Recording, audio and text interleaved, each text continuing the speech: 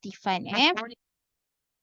Okey, dalam topik ni tak banyak pun yang kita akan cover. Dia ada berapa subtopik ni? 6.1. Jadi kita tengok satu-satu 6.1. Kemudian 6.2.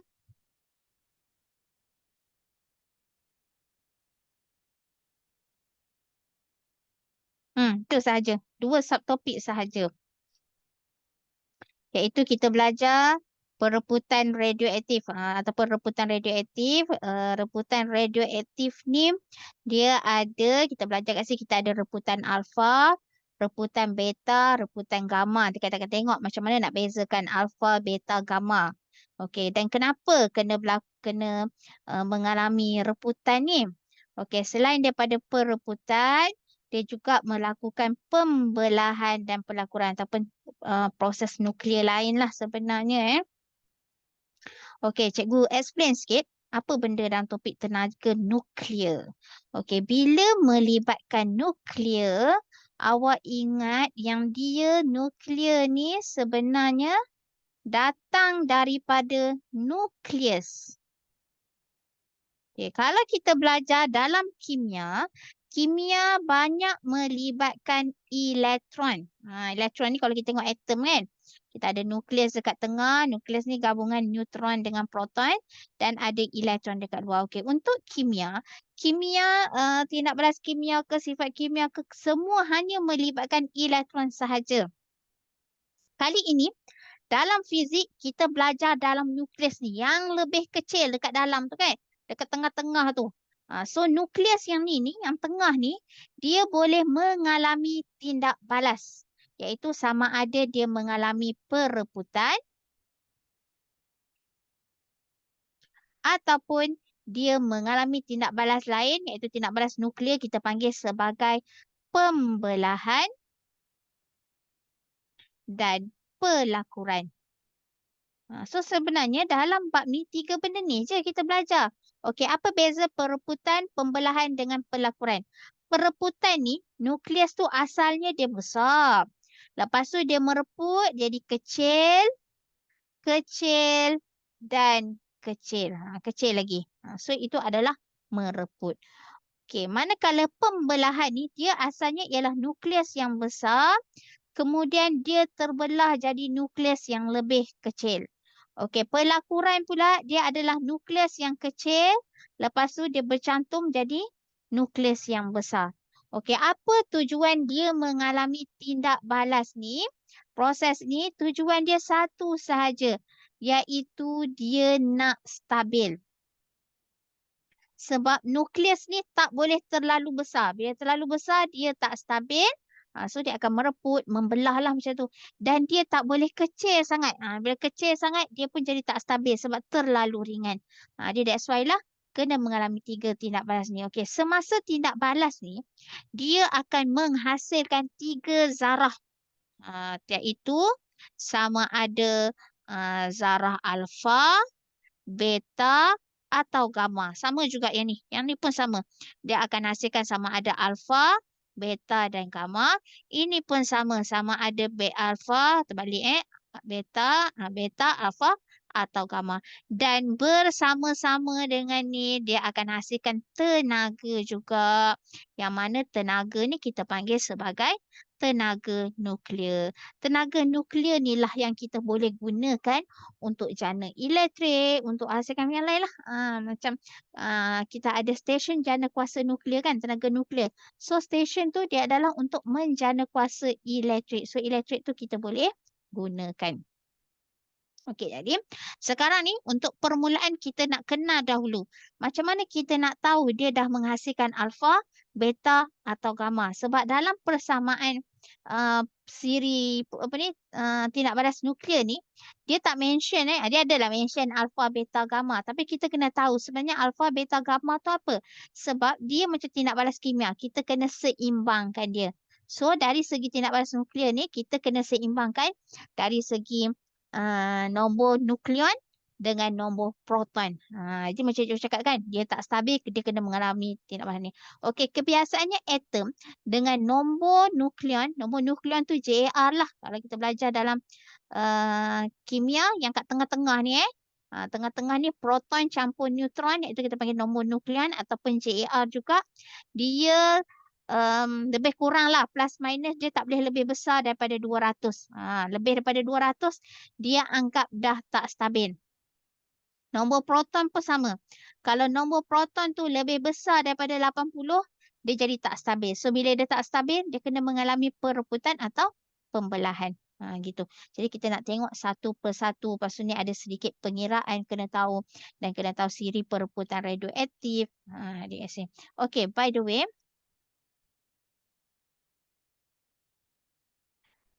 Okey, reputan radioaktif tadi dia adalah reputan radioaktif ni dia boleh berlaku sama ada spontan ataupun rawak. Kita tak boleh nak plan sebenarnya kita tak boleh nak plan reputan ni bila nak berlaku. Kita hanya boleh bantu dia lah. Sama ada boleh kontrol dia ataupun kita boleh galakkan dia berlaku. Bergantung sama ada kita nak dia tindak balas tu berlaku ataupun kita nak halang tindak balas tu berlaku. Sebabnya reputan radioaktif ni dia macam ginilah. Dia macam pembiakan. Kadang-kadang kita tak boleh nak kawal kan. Kalau macam haiwan yang membiak, kita tak boleh kawal. Tak boleh kawal haiwan tu nak membiak. Tapi kita boleh bantu kurangkan. Sebab kalau terlalu banyak sangat haiwan tu membiak, dia jadi banyak sangat lah. Sama juga radioaktif ni, kalau dia kerap mengalami perebutan, dia akan menghasilkan tenaga nuklear yang sangat banyak. So, bila tenaga nuklear yang sangat banyak, kalau macam stesen jana kuasa nuklear tu, kalau kita hasilkan tenaga banyak, mungkin menyebabkan tekanan dalam stesen jana kuasa tu terlampau tinggi.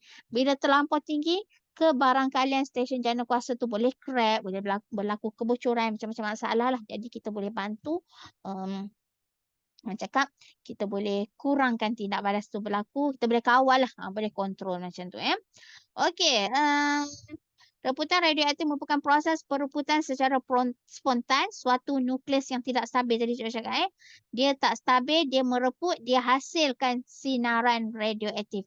Sinaran radioaktif ada 3, cikgu dah cakap dah, alfa, beta dan gamma. Alfa dengan beta kita panggil zarah.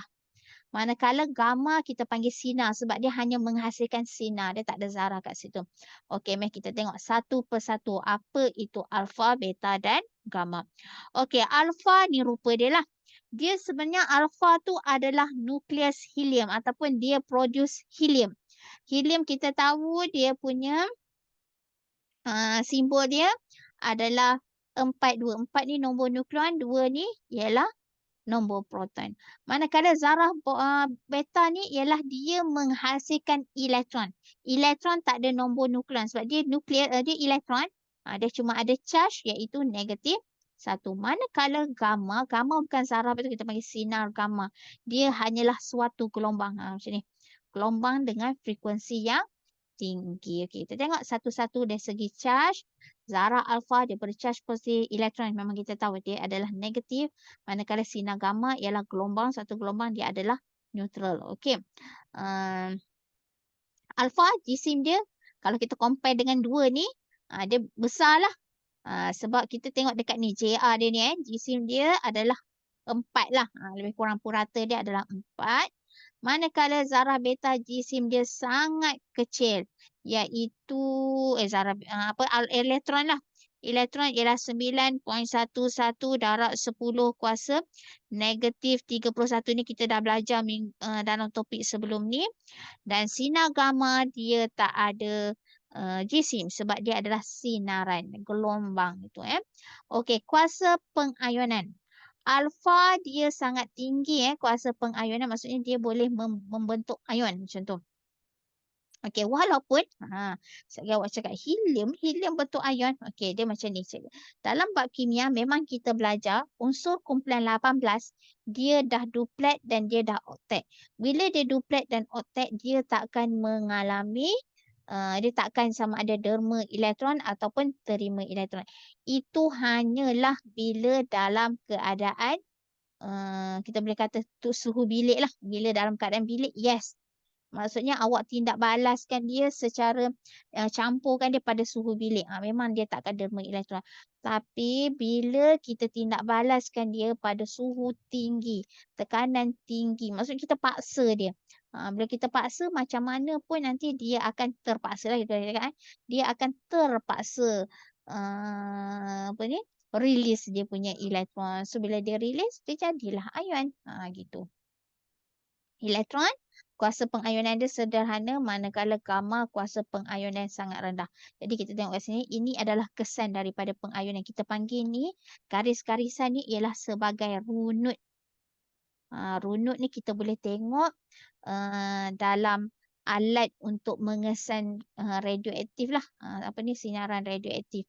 Iaitu antaranya, kita boleh tengok dalam kebuk wasap, cloud chamber, kebuk wasap. Lagi kita boleh yang kebuk wasap, yes, kebuk wasap boleh nampak macam ni, runut-runut ni. Lain selain daripada kebuk wasap, kita ada alat pengesan radioaktif iaitu apa ni, lupa cikgu nama dia. Kat bawah ni ada tak? Rasa macam tak belajar. Bab baru ni dia tak ada masuk dalam apa ni, alat pengesan radioaktif, tak ada. Okay, tunjuk kat topik dekat notasi ni. Okey, antara alat untuk pengesan, sebab dalam silibus baru cikgu pun lupa. Okey, ni dia pembilang bunga api, elektroskop bercaj. Okey, jadi kita tengok satu-satu. Tube giga mula dan lagi satu kebuk awan. Kebuk awan tanpa kebuk wasap lah. Macam ni kita nampak dia. Nampak runut-runut yang dihasilkan oleh kebuk awan.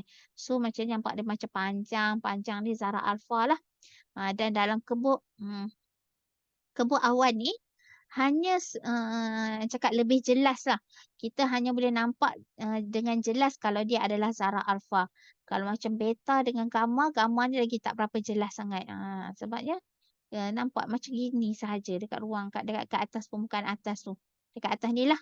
Kita tengok mata kita daripada sini. Bila nak buat eksperimen, kita akan tengok daripada atas ni. Okay, sekejap lagi cikgu go through satu-satu alat pengesan ni. Walaupun tak masuk dalam exam, tapi cikgu sentuh juga sebab mana tahu dalam soalan dia keluar kan.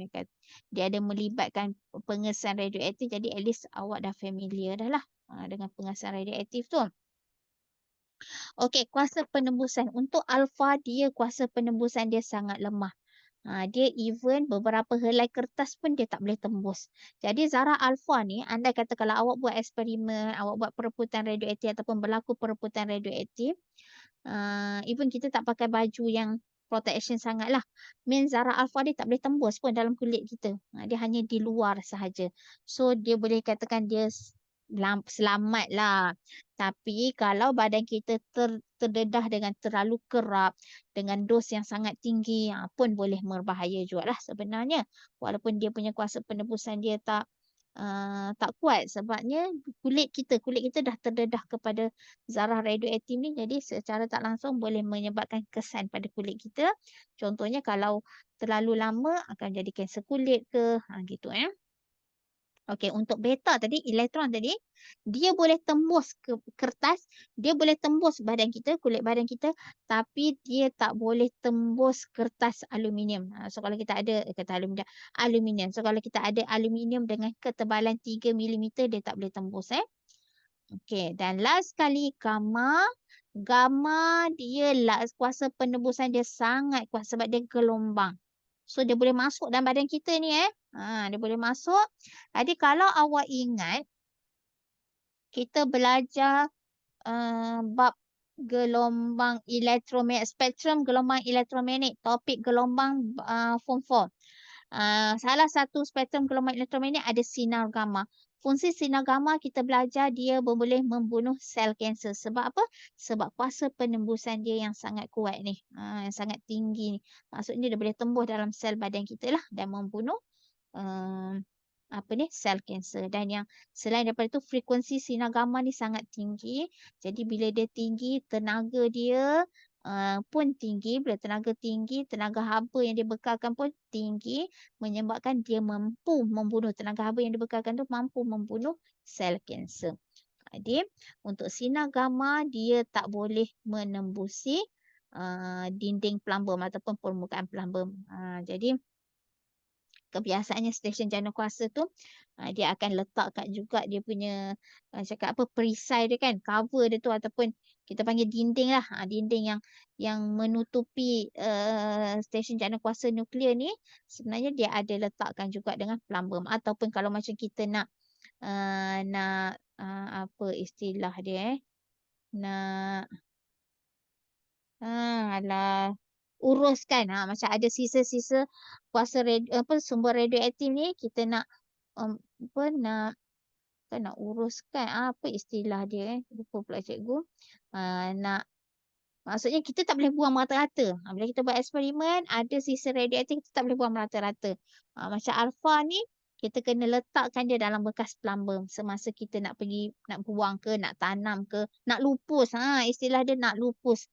Okey, semasa kita nak lupuskan sisa radioaktif ni, kita kena letak dia dalam bekas plumbum.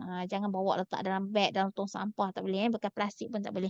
Sebab dia sangat, kuasa penembusan dia tinggi lah. Nanti kita terdedah pula dekat apa sinar gamma tu tadi.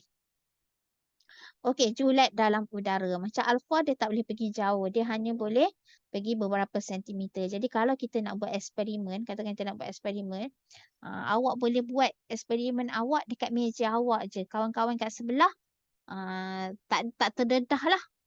Okey, kalau melibatkan zarah alfa, bila awak nak buat eksperimen, awak kena buat dalam bilik. Semasa awak buat tu memang kita kena pakai protection. Kena pakai baju kalau kita tengok kan. Yang ada cerita-cerita apa melibatkan sains fiction ni, dia ada orang yang pakai baju putih, lepas tu tutup dengan muka macam nak pergi angkasa tu kan, nak pergi ke bulan tu. Lebih kurang macam tu lah pakaian yang kita kena hasil dan kita ada satu badge. Ada satu macam lencana yang kita gantungkan dekat badan kita. So lencana tu sebenarnya bantu kita mengesan dos yang radioaktif yang kita hasilkan. Okay, kejap lagi cikgu akan tunjuk juga benda tu. Okay. Jadi kalau nak buat eksperimen yang melibatkan beta, awak kena duduk diam-diam dalam bilik awak. Maksudnya kawan-kawan tak boleh masuk campur lah.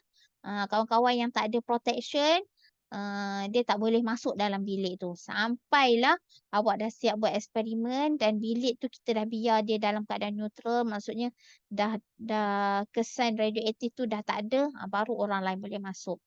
Okey, manakala plumbum pula. Gamma ni, dia boleh merebak sehingga beberapa ratus meter. Jadi kebiasaannya kalau reputan radioaktif yang melibatkan gamma ni dekat sesuatu bandar, satu kawasan tu, dia memang jauh daripada orang lain, daripada tempat lain. Dia macam kata kawasan terpencil lah. Stesen tu saja, pusat kajian tu saja yang duduk kat situ. Tak boleh letak kat tengah bandar, tak boleh. Nanti seluruh penduduk kat kawasan bandar tu akan terdedah bahaya. Okey, kesan medan elektrik.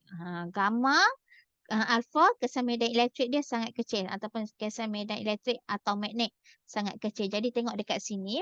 Okey, andai kata ini ialah suatu kotak lah. Kotak ni kita simpan radioaktif, kita letak radioaktif, kita isi radioaktif, katakanlah alfa sahaja dulu Dia tak boleh campur semua-semua ni. Lalu kita kadang letak sesuatu lah, kita letak zarah alfa. Okey, zarah alfa ni awak nampak dia punya kesan pesongan dia macam tak ada efek sangat lah. Sebab apa? Sebab yang pertama ialah dia memang tertarik dekat magnet, tapi disebabkan helium ni dia punya jisim dia sangat besar. Jadi kesan inersia lah kita boleh cakapkan sebagai kesan inersia dia pun jadi besar. Bila jadi besar, kesan inersia dia besar, dia tak boleh terpesong sangat. Berbanding dengan beta ni, elektron ni sangat ringan. Bila ringan, dia akan tertarik kepada medan magnet dan dia akan terpesong dengan cepat. Maksudnya dia kesan je medan magnet, dia akan terus terpesong, tertarik kat medan magnet. Sebab apa? Sebab jisim dia yang kecil. Manakala gamma ni dia takkan tertarik ataupun terkesan dengan medan magnet sebab dia neutral tadi, so dia zoom terus je berjalan. Okey, sama juga macam kesan medan elektrik. Nanti kalau kita ada bongkar, kita riliskan dulu, kita lepaskan zarah alfa. Zarah alfa ni dia akan terpesong sikit ke arah terminal negatif. Tapi sama juga dia takkan terpesong dengan ketara lah sebab kesan inertia dia tu inertia dia besar. Kenapa inertia dia besar? Sebab jisim dia besar. Manakala beta dia akan terpesong dengan ketara, dia akan tertarik ke terminal positif sebabnya dia bercharge negatif kan, elektron negatif, so dia tertarik ke positif tapi dia terpesong dengan lebih ketara disebabkan kesan inertia. Manakala gamma tak ada charge, dia neutral, dia tak ada efek lah ke atas medan elektrik. So itu adalah ciri-ciri zarah alfa, beta dan gamma. Okey, reputan radioaktif boleh berlaku sama ada secara spontan ataupun secara rawak. Spontan yang mana maksudnya dia boleh berlaku bila-bila saja. Kita tak dipengaruhi oleh apa-apa. Kita tidak dipengaruhi oleh keadaan luar seperti tekanan, suhu, medan elektrik dan tidak balas kimia. Rawak pula kita tak tahu, tak boleh nak jangka bila dia nak jadi. Pun samalah. Kalau ikutkan dia tak dipengaruhi jugalah sebenarnya. Dia boleh jadi anytime. Okey, dan pembebasan zarah menghasilkan perubahan bilangan proton, neutron di nukleus.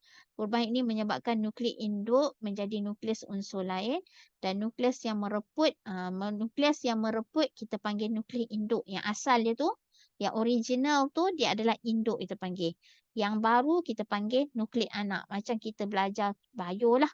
Yang ada kromosom kan, pembelahan kromosom. So sama je situasi macam ni. Okey, kita tengok satu persatu zarah alfa. Zarah alfa kita tahu dia adalah helium 4, 2 ke hidrogen helium. So apabila atom mereput dan dia memancarkan zarah alfa, dia punya bilangan nukleon dia akan berkurang. Okey, tengok kat sini Katakan cikgu buat X ni asalnya adalah 26. Ni tipu-tipu 20, 10 lah. So, bila dia hasilkan zarah alfa helium 42, dia akan jadi Y ni, dia punya nombor nukleon dia berkurang 4. So, sini jadi 16, yang ini jadi 8. Hasil tambah nombor nukleon kiri dan kanan ni mesti sama. Ni mesti sama 8 tambah 2 sama dengan belah kiri. Kanan 16 tambah 4 sama dengan 20.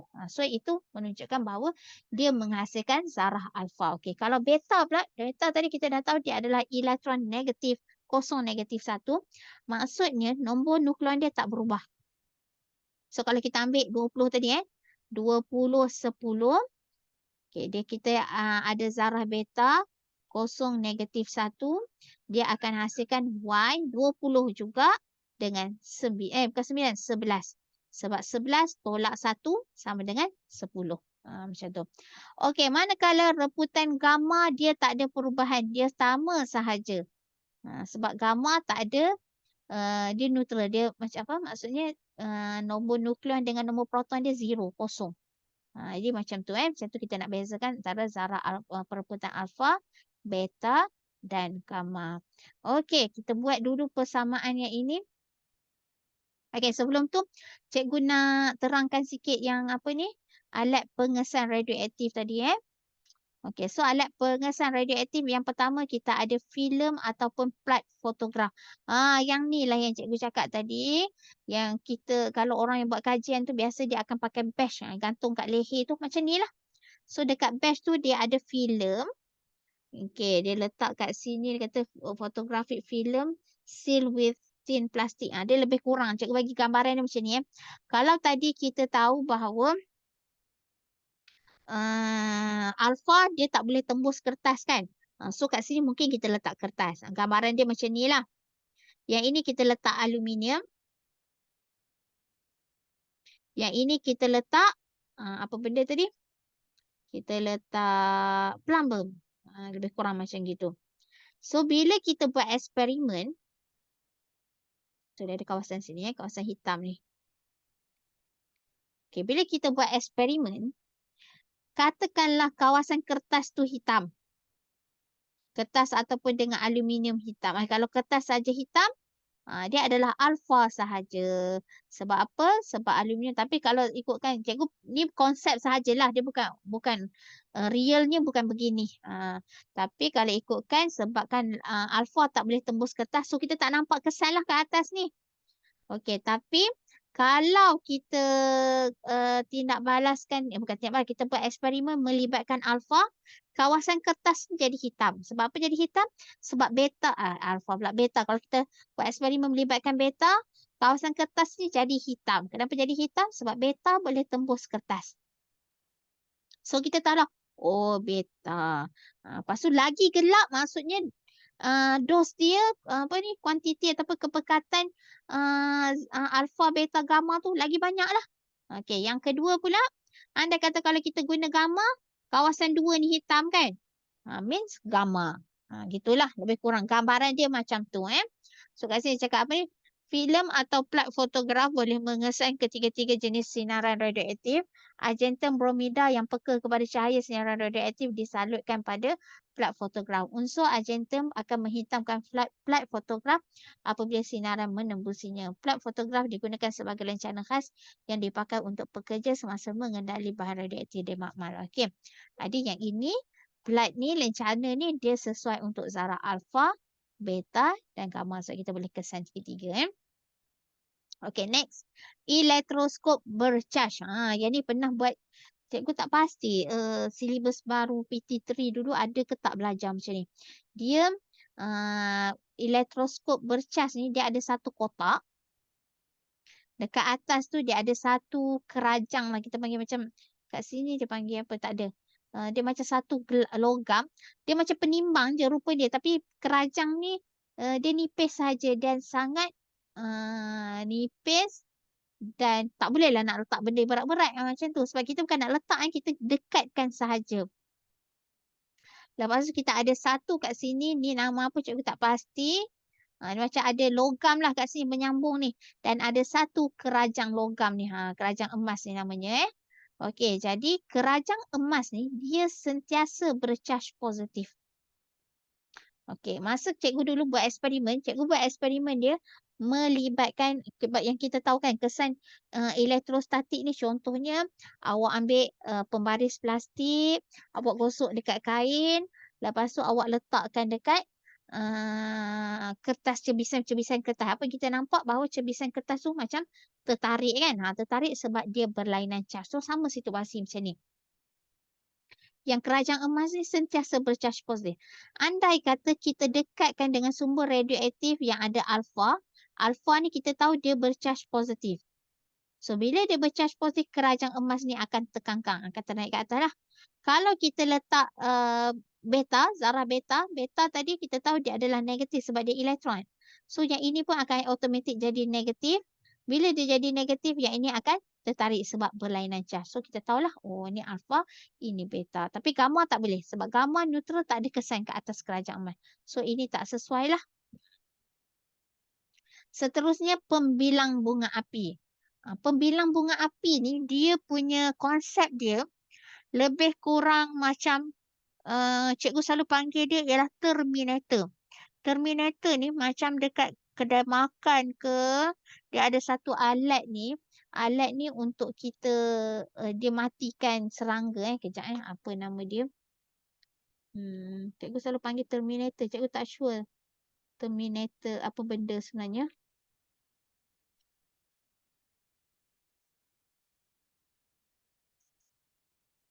Kejap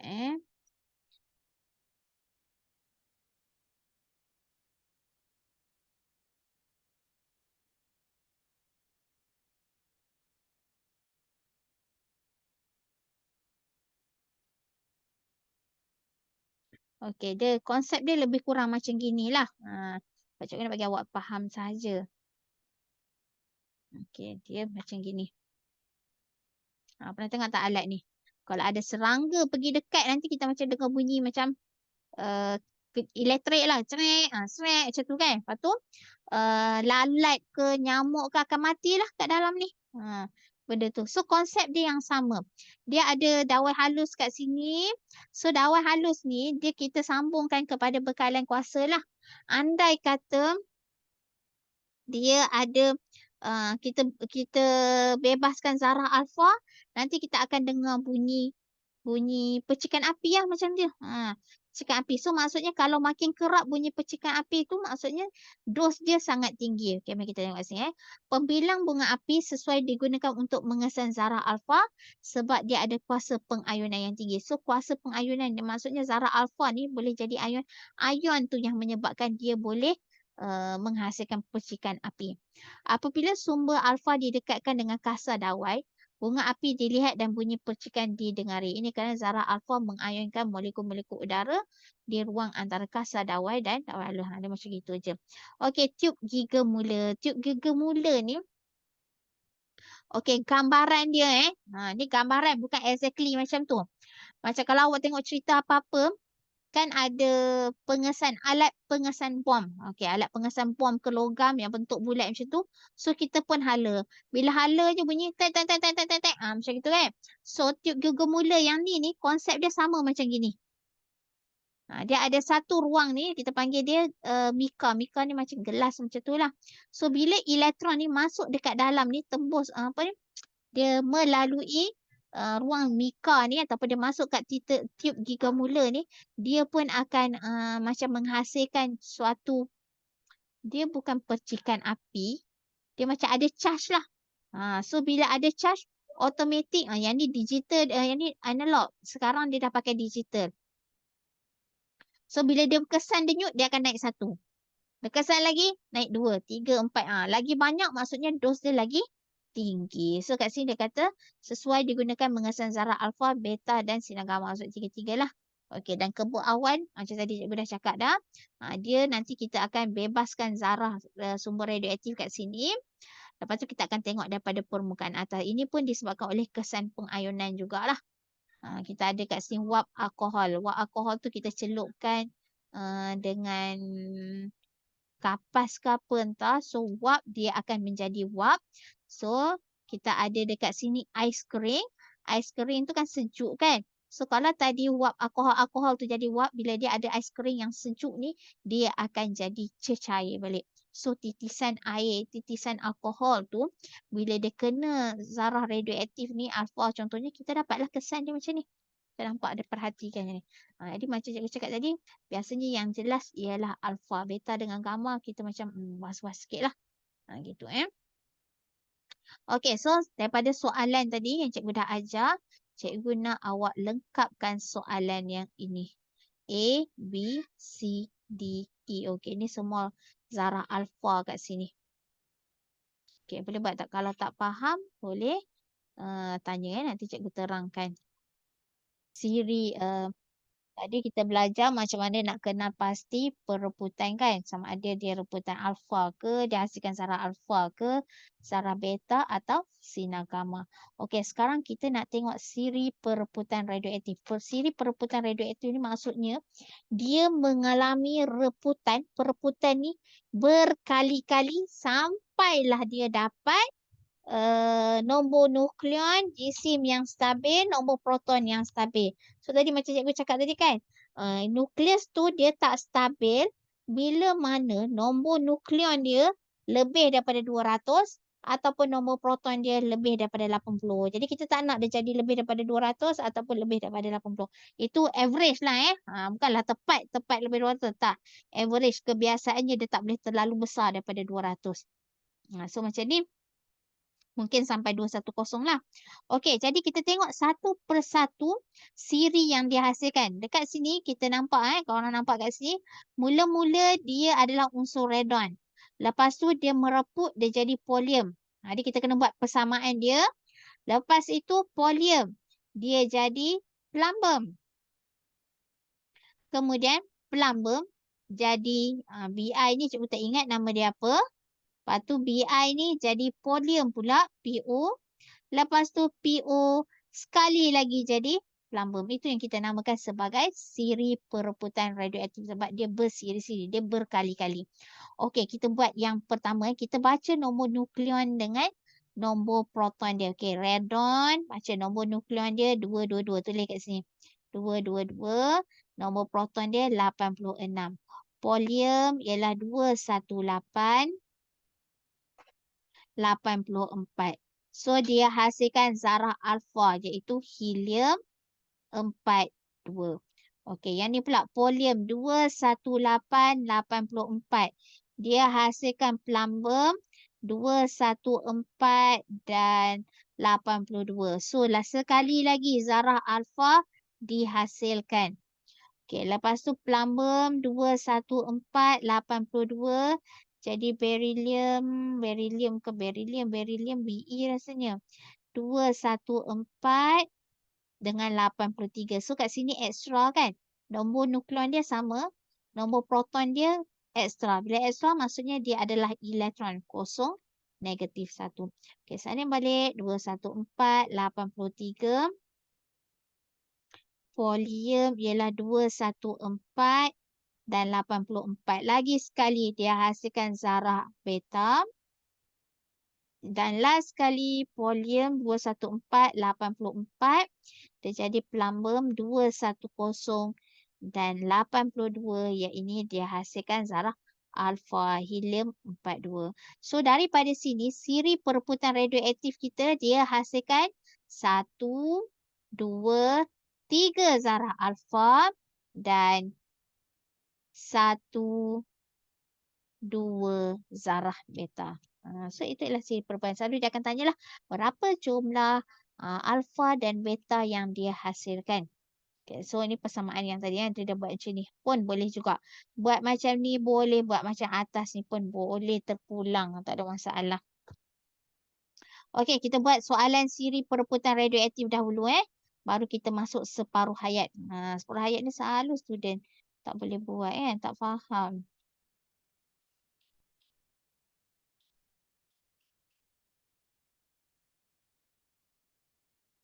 Sama tak? Okey, tak sama. Okey, korang buat yang ini. Jawab soalan di bawah. Okey, sekejap cikgu screenshot soalan dia.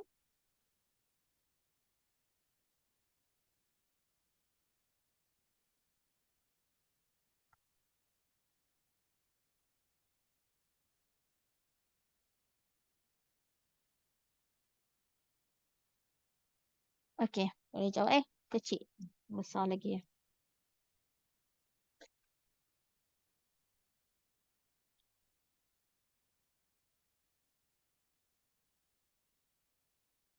Okey.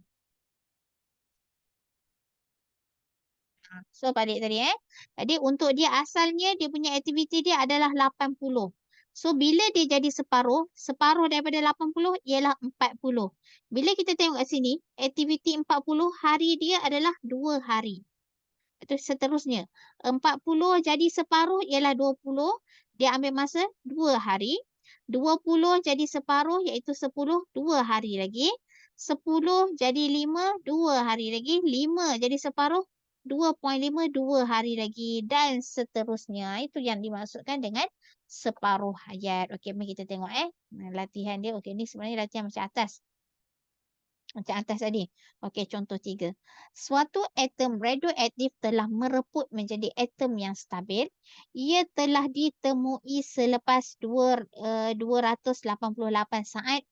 6.25% daripada atom tersebut tak mereput. So, maksudnya ini baki dia. Jadi, bila dia dah bagi persen, kita mesti start dengan asal dia mestilah 100%.